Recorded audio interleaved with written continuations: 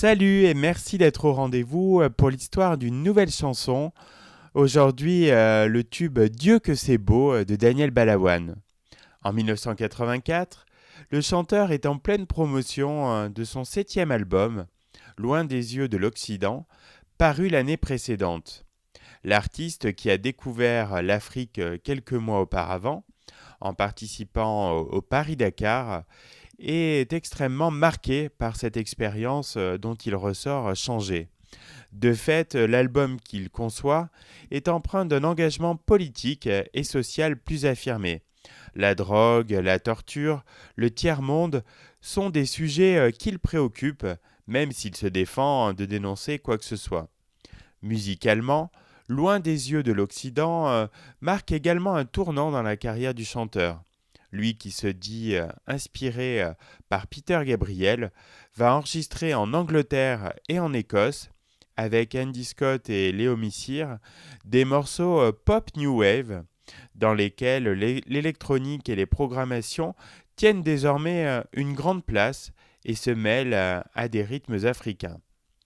Balavoine part en tournée en début d'année 1984, chante au Printemps de Bourges en avril, puis prépare sa rentrée au Palais des Sports de Paris, prévue du 21 au 30 septembre. Mais entre-temps, un événement majeur va bouleverser la vie de l'artiste.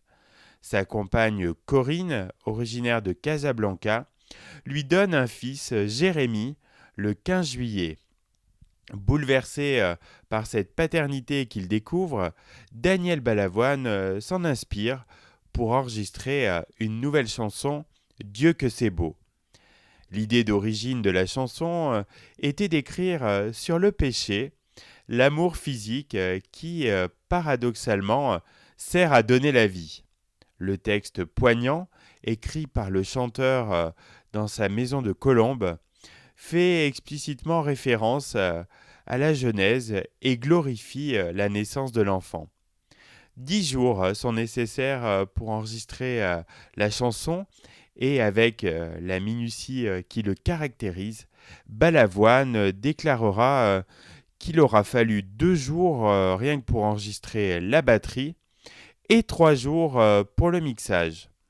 Dans les chœurs, les fameux Aya Aya Aya, on peut entendre Frida, ex-chanteuse d'ABBA et amie de Balavoine.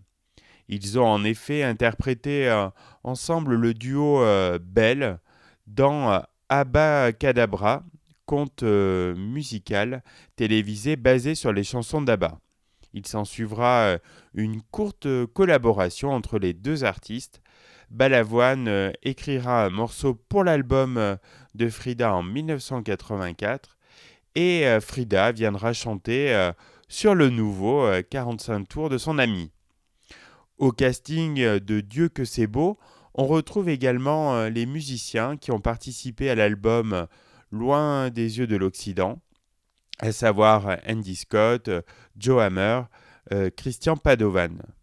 Commercialisé à l'été 1984, Dieu que c'est beau propose en face B du 45 tours une version instrumentale intitulée La Muraille, qui est en fait le premier mot prononcé par le chanteur dans la version chantée.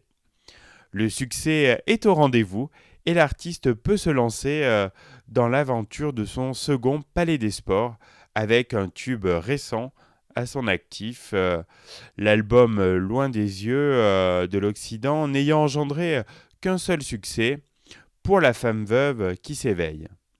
En fin de parcours, Dieu que c'est beau fera une apparition symbolique d'une semaine en 47e position du tout premier Top 50 créé début novembre.